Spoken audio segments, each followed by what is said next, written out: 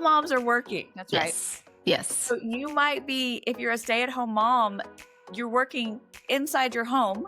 Yeah. If you're a working mom that's working for a company, then you're working outside of your home.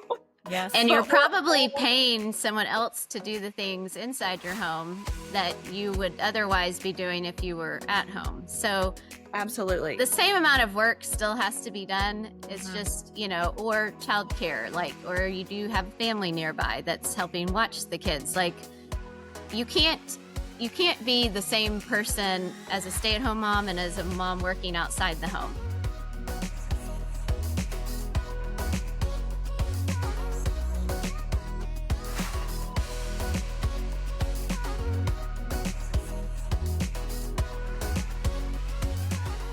Hey mamas, welcome back to the Gather Moms podcast. We are in our series called Ask the Experts.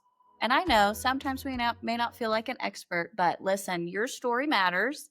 And that's why we have one of our favorite guests on today, Jenny Worsham, who's part of our Gather leadership team, because Jenny has the best stories. You do, Jenny, you tell the best stories. So I hope you have a fun one for us today. But we wanted you to get to hear from her today. So Jenny, why don't you just let our listeners, they've heard from you before, but just tell us again about your family and what you're doing. Sure. Thanks for having me, y'all. I have 2 kids. So I have a 15-year-old that's working on driving still. And I have a daughter, he's a boy, and then I have a daughter who is 12 now. She turned 12 just last week. So now my kids are older. It's so strange, just not having little ones anymore. We said goodbye to children's ministry at church. We moved on to student ministry. It's just a different season right now for us. So my husband is a pastor at our church. We've been there for 23 years now, which is incredible. And I have my own business. I'm a CPA, and so I have my own accounting firm with moms that work for me. And so I get to do that on the side of doing Gather Moms alongside with you guys. So that's a little bit about me and how my days go as a mom. That's crazy to think about. How old were the kids when you started your first Gather group in your house? Noah was in kindergarten, so he was 5, almost 6, and then Emma would have been like 2. So Amazing. yeah, everything just along with it. This, as you've raised your kids, we've been raising each other. So that's amazing. Absolutely. Well, and I think it's funny that you said, this is what I do alongside. Like, how many things can moms do alongside motherhood? It feels like, like sometimes I can't wait to get to heaven because I'm like, maybe I can take a break. Yeah, maybe there's one job. We just one job in heaven. Yeah. Yes, that would be really nice. No, we are all hyphenates, which I really love that term because it's like mom hyphen CPA hyphen, Uber driver hyphen all the things you are. Gather Moms Groups Directors hyphen. So, well, we wanted to talk to you today, Jenny, because, one of the areas where you have really pressed in and really sought good counsel and learned about and even shared with our moms over the years about is being a working mom. You were, your working mom journey has looked differently over the years, but you're like, she's the OG. Yeah. And do you have a master's in what? Oh, course. yeah. I have an MBA. Okay. This sister's got an MBA. Yeah, she's been out here working. She worked for a huge CPA firm, like right out of college. So, Jenny, give us an idea, like what has work looked like for you, since coming out of college, and then kind of what has that transition looked like as you became then a working mom? How have you kind of navigated that? Yeah, I don't think I've ever talked about this much with our moms, but, coming out of college, I'm a very high achiever personality. So I was, top of my class, like working hard, studying hard.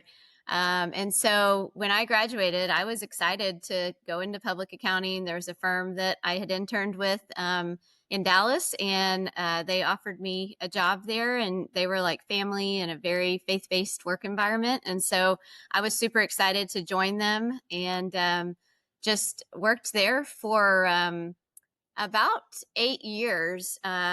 Became a manager there. Just really grew in my skills and learned a lot.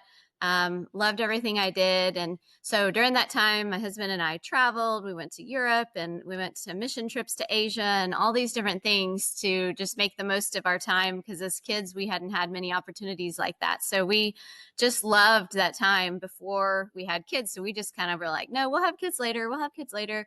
And we were kind of the last ones in our friend group to have kids. And we were cool with that. And I just continued on with my career. And then it came a point where it was like, okay, well, I'm about to be 30. It's probably time to start thinking about this now. And so we were ready by then and just kind of let the Lord lead in that. And so I remember the first time I went into work to tell the partner I was working for at the time that I was pregnant. And so I was super nervous because pretty much at my firm, whenever someone announced they were pregnant, they also announced that they were leaving. Right. So And I Jenny's didn't like, want to that's not leave, my plan. I was not ready to leave. but I didn't know if there was even another option. So I remember I went in, I told the person that I was pregnant, and the first reaction was, okay, when are you due? Yeah, not congratulations. Yeah. Yeah. And you know, I get it. Like, that was not the best response for a new mom to receive, but I expected that to be the response was, okay, there's no way you can do this job and have a kid, or have a baby, and you're probably going to want to quit now. So I kind of continued to talk to them, and because of my long history there, and I'd been there, many years at this point, they were like, well, we don't really have people that work part-time, and everything is on paper still. We're not, this is 2008. So we're not in 2009. So we're not really fully paperless yet. We're kind of in the transition of that. So we were lugging files home if you did work from home, like if there were ice days. But most of the time, everybody was in the office. Everybody was working together, and you didn't really do work at home, and nobody really worked part-time. It was like full-time and overtime, like no part-time. So I said, I don't really know what this is going to look. I still have my letter that I wrote them. I wrote a letter. I said, I don't know what this is going to look like as a new mom, but I would like to propose some kind of a part-time schedule. And so they were very gracious to consider that and say, you know what, we don't want to lose you completely. So let's look at what that might look like for you. And so I was kind of the pioneer at my firm in leading that. Thankfully, after that, they became so great. much more open to having moms work a reduced schedule. And then, now they even have some partners, I think, that work some reduced schedules, which was unheard of for most of my tenure there. So it was such a blessing, and they were so kind to be gracious to me, to work with me and allow me to, kind of figure out my path and what that looked like. Because when you're a mom and you have a baby, you don't know what that's going to look like. You don't know how you're going to feel. Some moms are like, I am so ready to go back to work. I just talked to one the other day. She's a financial advisor that I work with, and she was on her last day of maternity leave when I talked to her, and I was like, I'm so sorry to bother you on your last day. And she's like, no, I'm so ready to get back at it. And she's like super excited after 3 months off to go back. So moms all feel differently. Some moms are like in tears dropping their kid off at daycare after their maternity leave. Some moms don't even really get one. Woo-woo! Yeah. So every mom is different. Every mom has a career that she may love or doesn't love or is thrilled to leave behind. So I think that has been part of my story, is working with moms. And I poured into the moms at that firm while I was there. I tried to disciple the moms there and helping them balance being a mom and working. And then after doing that for about another 13 years, I guess, I did that part-time, working, trying to balance all of it. God just made it really clear about 3 years ago that I was supposed to leave there. And I didn't fully understand what that was going to look like. But I just stepped out in faith, and God said, I want you to start your own firm out of your home. And that was a big step, but I also had like this weird complete peace about it. So weird. And so I remember going to lunch with the partner, and him telling, saying, okay, well, you want to start your own firm. Like, do you want me to go back and tell the partner group? Like, I can see where this is a win. It's a win for us because we'll be able to send our smaller clients to you. It's a win for our clients because you can charge less than we do. And they get to have the same level of service. And let's pause there, because that is to me a huge part of the story. Kind of what you just mentioned was, it's neat to hear it all in one tale and hear God's hand of favor on you through this, Jenny, because when you talked to him about it, and you were primarily at this large firm working with small businesses, right? Yeah. And they were starting to kind of roll those off because it didn't fit the vision for where they were moving. And Right. so then they offered to give you all of those small business clients as you were leaving, right? Yeah, well, they were trying to rehome a lot of them. So a lot of the clients were not the right fit. Their fees had gotten so high, and so they were not able, like the clients were frustrated. They didn't want to pay that much, and they were smaller and didn't need the level of expertise and the international tax help and the niche business experience that my firm had. And so they weren't the right fit anymore. And so my firm recognized that, and they knew where they were going was not where these clients were. But my firm has been around since the 60s, and so these were long-term client relationships that were really hard. And that's originally where God started on my heart, was seeing how hard it was for the firm and the partners to let those people go and not have anywhere to send them. Like, good luck, go find a new CPA. And God was like, what if you were that landing place? What if you were that safe place where they could send them and know that they would be taken care of? And so at the time I was like, first I said, absolutely not, God, that's crazy. That sounds crazy. And then God just kind of kept putting little open doors and opportunities and conversations around me. And so that day when I went to lunch with the partner, he said, well, do you want me to go back to the partner group and tell him this is what you want to do? And like in my spirit, I'm thinking, if I say yes, I'm quitting my job. Like I just quit my job. And I'm like, and I just felt God inside me go, say yes, say yes. And I was like, yes. And so he was like, okay.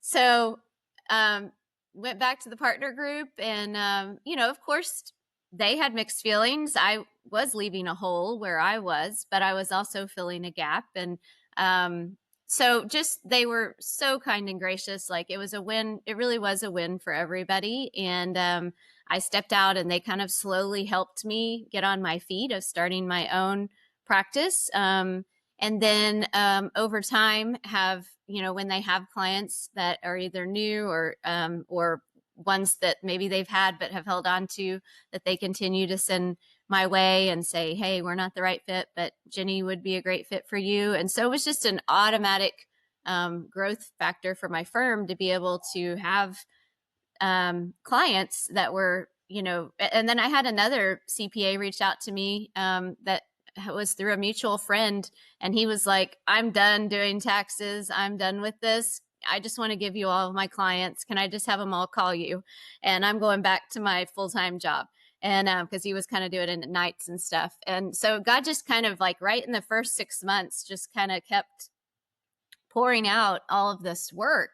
And so very quickly, I realized that this was a lot more than I maybe could manage on my own. And my husband was like very early, he said, this is not going to be something that is just you. I have a feeling that you're going to need more help. And I was like, oh, no, no, no. That brings all kinds of problems. I'll do it. I'm just going to take on what I can do. And that's it. And he was like, okay. So Our husbands how always, that goes. they do. Yeah. They always Yeah. know. Because you started out with, because I know you're going to talk about building your team, and I want you to, but when you rolled off, how many clients did you have, and approximately how many do you have now? I mean, I think within the first 6 months, I maybe started with like, I don't know, 20 clients or something, maybe 30. And then now I have, I don't know, 275, something like that. Yeah, Jenny Um, needs a lot of help. Oh my goodness. Yeah, I just think that number helps.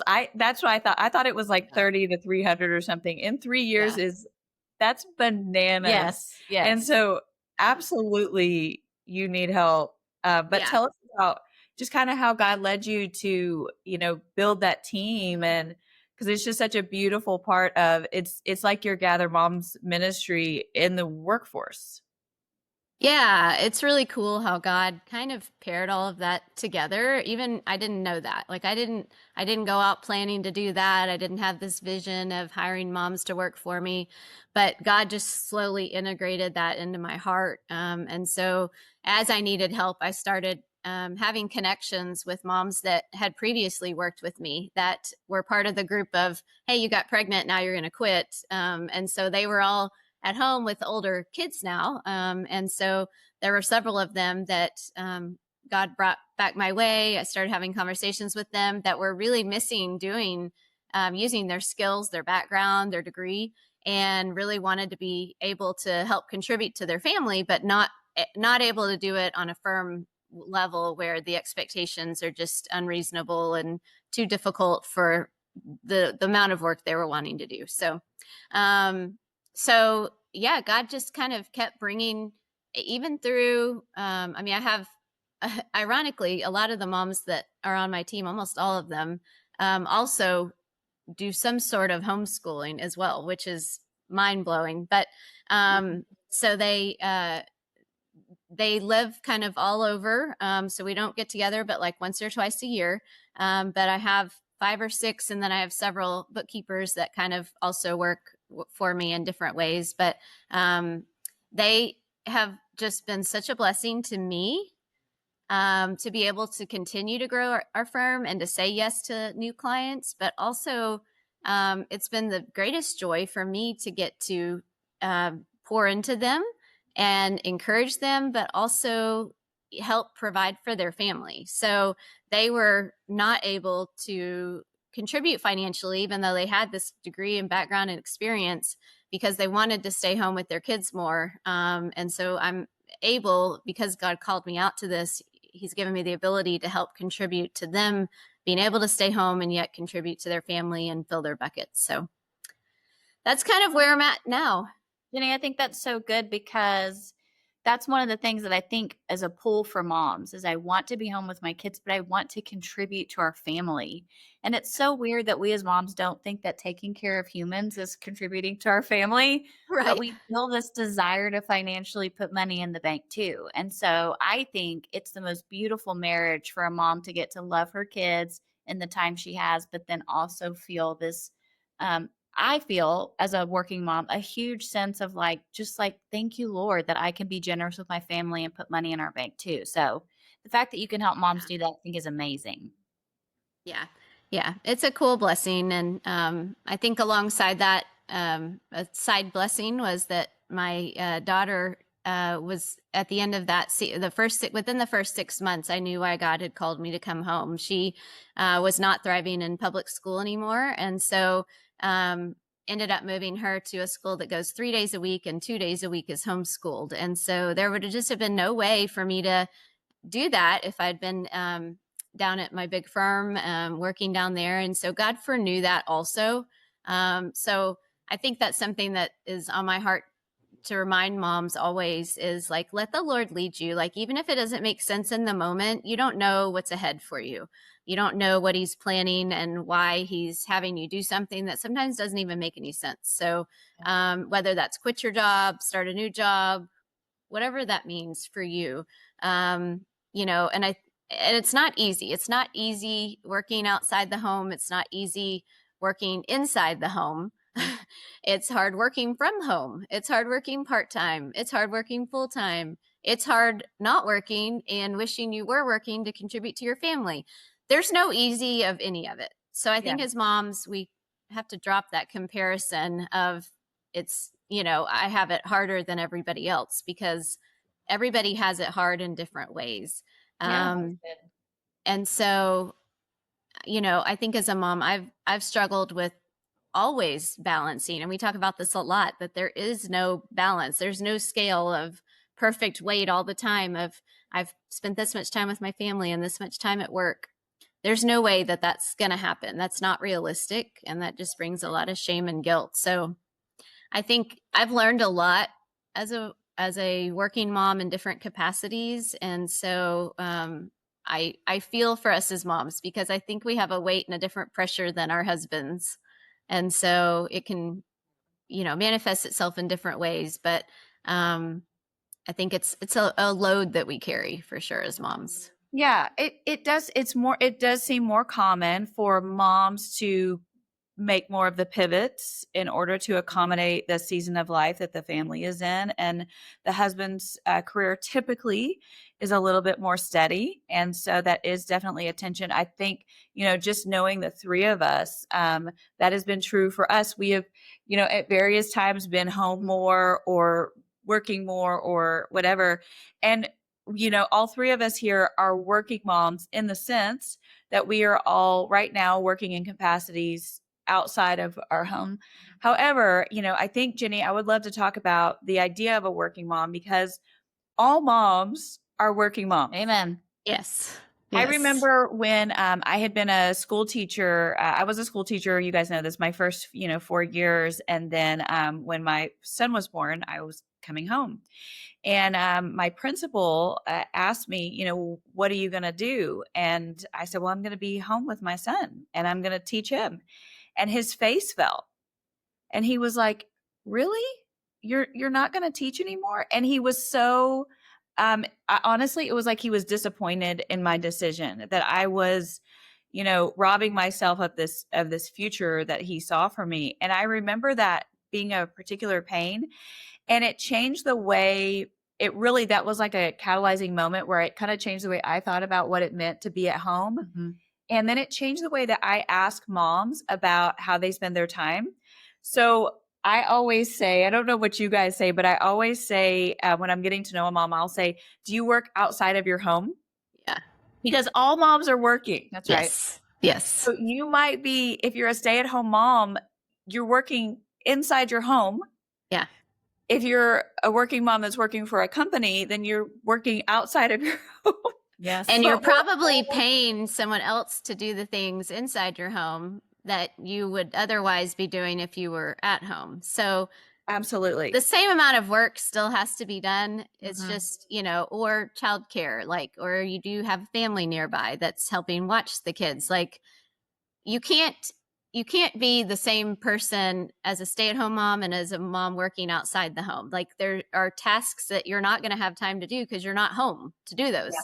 So you've got to either have people to help watch the kids or help you with tasks or running the kids around, or pay someone to clean your house, or pay someone to do your laundry, or I know someone that pays someone to do their errands. I mean, so it's like, there's only so many hours in the day. So we're all working. It's just how we're allocating our time of where we're working. That's right. That's right. Well, and I think too, like what you're saying about the same amount of work has to get done inside the home. That's where moms feel the pressure, because it feels like if we do work outside the home, there's still the same amount of things to get done at home. Yeah. Mm-hmm. How do you handle that? Like as a working mom that's spending a lot of your time, helping clients, how do you handle that? And it's not even like a tangible pressure. It's just inside of our hearts and our minds, where you're just constantly thinking about, oh, but there's still laundry. Oh, but I haven't gotten groceries. Oh, but my child needs this for tomorrow. How do you handle that? Yeah. I think it's the number one greatest challenge as a mom that has a job outside of the home, or you could be working at your house, but still it even, I'll feel the pressure of myself of why I didn't keep laundry going throughout the day, but I'm supposed to be working. But if I was at work, I wouldn't be keeping laundry going. But just because I'm home doesn't mean that like I can get up all the time and fold towels for 30 minutes. And then I'm not taking that break if I'm at an office to go fold towels, So it's this pressure of like, okay, even if you work at home, that, and you have a job that's paying you, trying to keep the boundaries of actually working. That's been extremely hard for me when the kids are out of school, is trying to, I want to have fun and be a fun mom, and I want to take care of the house, and I want to go do things and take them to friends' houses when they want to go. And I have the flexibility, and I'm so thankful for that. But then setting those boundaries of, well, I also need to get work done has been really challenging. And then I think that puts more stress on me. And so it's not just the stress of getting my work done, but now the guilt and the shame of, either I said no to the kids and now I feel guilty about it because they're sitting home bored, or I didn't get the work done and now my clients are asking about their, returns and I'm behind now. So it's just this constant trying to, carry all these balls. I think for me, if I didn't have a husband and parents and family that were supportive of me working, it would be extremely challenging. I think if you have a husband who wants you to stay home and you don't want to, there's going to be like a constant friction. But if he's encouraging you to work, then, you may have to sit down and have that conversation, as I know, Kate, you and Jeremy did when you went back to work recently, was like, hey, I'm going to need help with this. So can you help with the groceries? Can you help with dinner?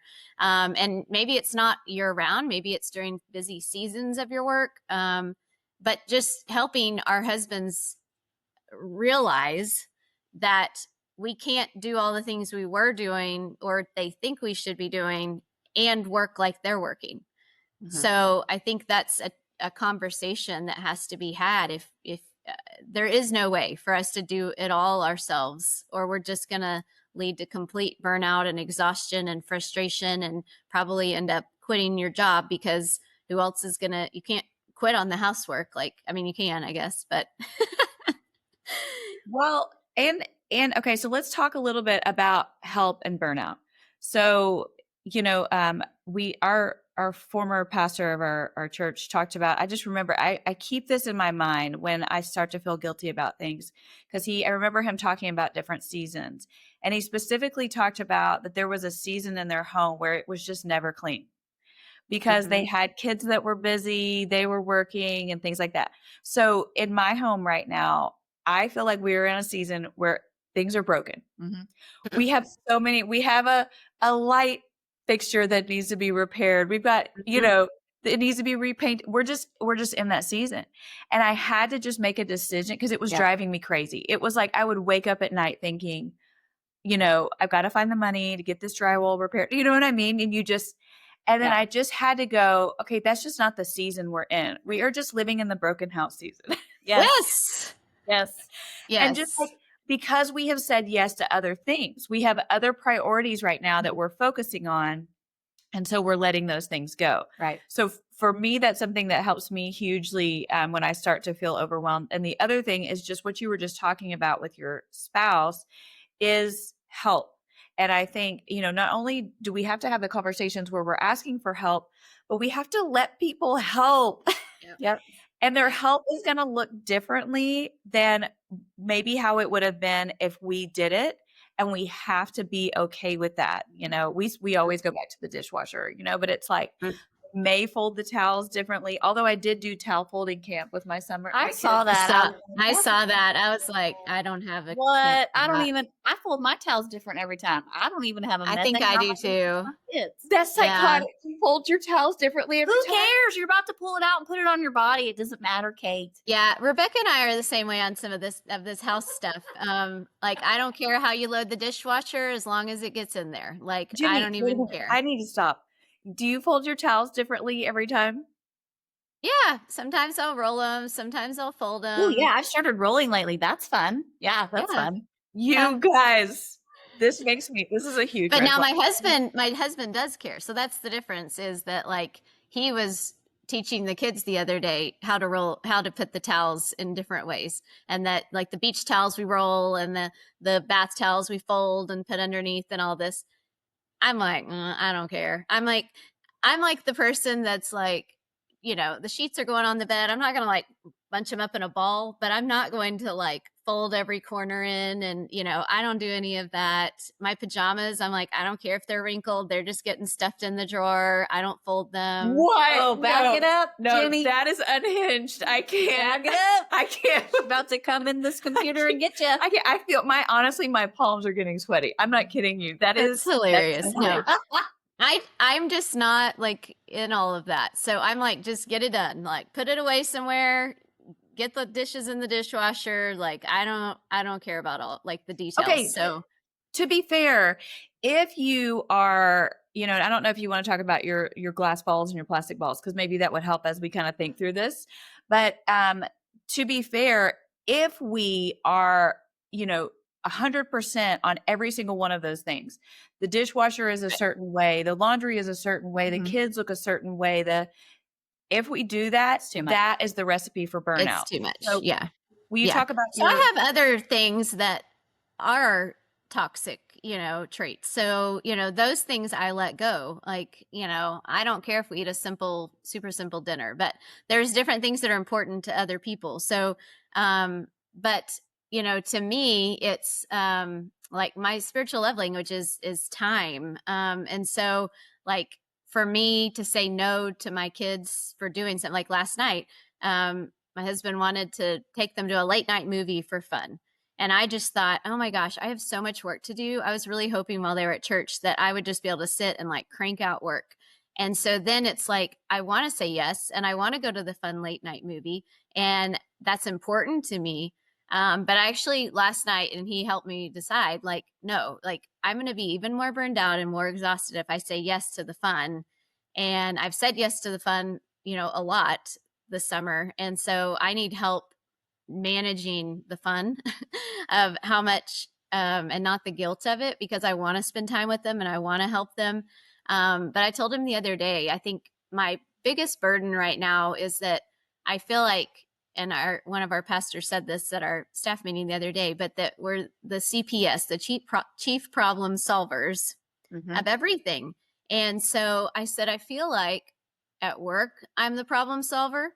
Like everybody has a problem and I'm the only one that can fix it. I feel like at home, everybody has a problem. Something's broken. The pool chlorine level's wrong. Everything's wrong. And last week, our washing machine, dryer, and garage fridge all went out. Like all the things, so it's just like there's always a problem. Everybody has a problem. And I just get so tired of all the problems. So sometimes I want to be a high achiever and I want to fix everything and I want to do all the things and spend all the time. And then that's what leads me to burnout is like, I can release some of the household chores and stuff and be like, I don't really care if that gets done or done well. But it's harder for me to release the expectations or the time that I want to spend with people. So that's good. That is really good. And I think there's an element to that in motherhood where even if the person hasn't voiced the problem, we as moms like see it coming. So we're trying to even fix it before the problem gets there. So it feels like we're on this constant hamster wheel of like, what's the next issue that I have to fix? I see this kid going down. They haven't realized it yet. What can I do to like help them not fall into that trap? And that's where I think husbands and wives are different. My husband at work is a problem solver. I mean, he will see every problem that needs fixing, but it's almost like when he comes home, that's just not his thing. He doesn't see all the things happening at home that need fixing. But women, we do. We see it all the time. Yeah. Yeah, it can be a lot to manage. So just in case a listener is like, I don't want to drop the ball on the ball thing, just in case. I'm circling back to that. So Jenny, I can talk about that. Jenny has this great analogy. Okay, so we have all of these balls that we're juggling. Think about, laundry, taking the kids places, doctor's appointments, orthodontics, back to school screenings, back to school shopping, birthday parties for friends, socials, all the things. Those are just like some of our to-do lists in our head. Then we have like other things like, making dinner that night, getting the laundry done, getting our job done if we're getting paid to do something, keeping our friendships active where we know what's going on with our friends, our walk with the Lord. So there's all these like, and you're like, okay, are all these balls the same size? Are they all, the same weight? And then the way I like to think about them, are they all glass balls?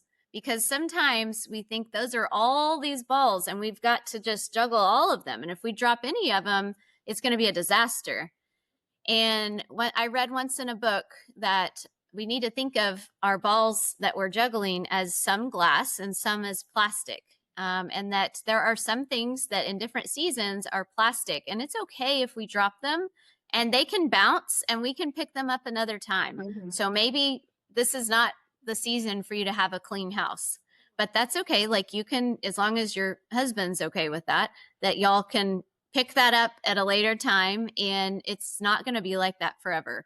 Or maybe it's a ball that someone else can pick up. Like maybe you have a little extra funds in the budget to pay someone to clean the house. We got to that point where we didn't really have the extra money when we started doing that, but it was so important to my husband that the house be a certain way. And I was like, well, that's a very plastic ball in my mind. And so he was like, well, it's a glass ball in my mind. So it's like, okay, well, let's pay somebody to do it so that we don't have, that was probably one of our biggest challenges of being married working people, was trying to figure that out. So, just realizing like, or is this a ball someone else could pick up? Do you have a friend that is great at toting kids around that you could have, you could trade services of, you watching their kids for a date night while she takes your kids to gymnastics every week or whatever. Having those people figuring out, okay, this is not a glass ball that I have to juggle. What are my glass balls? Like, obviously, your time with the Lord, your relationship with God is a glass ball. That's not something that you can just let bounce. You can, but it's going to be, things are going to be way more difficult if you do. Your relationship with your spouse is a glass ball that if you let that bounce as a plastic ball too long, you're going to have a lot to repair over time. Your relationship with friends. I think a lot of relationships, those are the things that are glass balls and your job that you're getting paid for. But the plastic balls are what you've got to figure out. Like, what have I been treating like a glass ball that's really plastic? Yeah, that's really good. That's good. That's good, because we can't hold it all. And, the other thing I think that has sustained me just in difficult seasons where it feels like all of a sudden the balls multiplied, is just the concept of today. We had a mentor mom that she just would say today. And that's what the word of God says, is that, don't be anxious about anything, but in everything, oh, I'm sorry. I misquoted I was going to go for a different verse. That's actually a good one. Let's hold on to that. But it's just the seek first the kingdom of God. That significant for tomorrow is significant for today is its own trouble, that you're not supposed to worry about tomorrow. And so, a habit that I really have to enact, hopefully all the time, but especially when seasons where it feels like there's a lot going on, is I just get down on my knees on the floor when I wake up in the morning, and I just say, God, today is your day. Mm-hmm. Right. Today is yours. And so show me today the things I'm supposed to focus on, where I'm supposed to spend my time. I will not worry about tomorrow, because the burnout comes when it feels like everything all at once. Right. And then you're like standing in a room and all the balls are like falling on your head. That's the burnout feeling. But instead, if we can have the biblical perspective of today, and whatever God has given us for today to steward, he will also give us the power to be able to accomplish those tasks ahead of us. But he does not guarantee us the peace and power for tomorrow. Right. He never does. He just says it's today. Mm-hmm. And so when we can just focus on what he has put before us today, it just relieves so much of that tension and stress of feeling like we have to hold everything forever all at once. Yeah. Yeah. Now, my verse on my Bible app today was so appropriate for this, as I knew we were going to be talking about this. It's Matthew 11:28-30. It says, "Then Jesus said, 'Come to me, all of you who are weary and carry heavy burdens, and I will give you rest. Take my yoke upon you. Let me teach you, because I am humble and gentle at heart, and you will find rest for your souls. For my yoke is easy to bear, and the burden I give you is light.'" Mm-hmm. And the devotional went on to say that the yoke, was the two animals being put together for farm work. And so, one, you think, well, you need both to be kind of even. And so Jesus is saying there, like, hey, I'm coming alongside you to help you carry this load. And I thought a great point that they had in the devotional was that that implies that there's still work to be done, that it doesn't mean we just get to sit back and be lazy, or that our work isn't good. And like we were joking about earlier, that we're going to have a job even in heaven one day, but hopefully maybe one job. And so, I think that we have a Savior who wants to come alongside us and make that easy instead of making it burdensome. But we have to let him. So if we're striving on our own, that's probably my number one sin of life, is striving, that we're always trying to do better, be better. And just releasing that to him is just a daily thing, like you're saying. Yeah. Just letting it go and just letting him fill us for today. Mm-hmm. Well, because when we look back at the garden, the work wasn't the curse. They were working in the garden before the curse. The work is part of God's divine plan. Mm-hmm. It's the thorns that came after the curse, the weeds and, what we'll encounter. And so you're right, Jenny, work is part of God's very good plan. It's part of his design, and we can find purpose in that. Hey, as we wrap up, for our working moms in whatever capacity that they are working, what would you love to just encourage them with today as a takeaway? Yeah, I think just as we do in all of Gather Moms, we try to tell moms to take one thing from what we're talking about. And so I would just encourage you, out of all the things that you've heard in this podcast, just take one thing that you want to take as a next step. So it doesn't have to be that you're going to change everything. It could just be that, for me in January, it was, I need to start a habit of taking a bath at night to relax. Or maybe it's, I'm just started a new exercise routine with a trainer. So maybe it's that you need to start taking care of yourself. And I've let that be a plastic ball for way too long. And now that I'm 45, it's like, that's now become a glass ball. So it can't be plastic anymore, or I'm going to be using a walker at 50, I think. I think just taking from this, whatever is one thing that you feel like the Lord is telling you need to not work on, because that's another burden that you're having to carry, but that you come to him and say, God, just make me more like you. And what does that look like? Does that mean quitting my job? Does that mean hiring a housekeeper? Does that mean getting in your word every morning? Does that mean starting to exercise? Like, just not continuing in the hamster wheel, like y'all said, just saying, what is one thing I can do to get out of the hamster wheel and to start setting my foot on a better path? That's great. Well, and Jenny, I would say, just knowing you and having the blessing of your friendship, one of the things that I always see you doing is loving other people well. And I think as moms, we feel like sometimes we've given all of our love out at home to these little children. But I just want you to know you do love other people well. And so I think other moms have been encouraged by your example, but also just your care for them, that you do care about helping moms take that one thing away and have like a better perspective for their day. So thank you so much for giving yourself so often to other people to make them better. So we love you so much. We love you, Jenny. Thank you. It's been a joy to be with y'all. Thank you for having me. All right. We love you, moms, and we'll see you next time.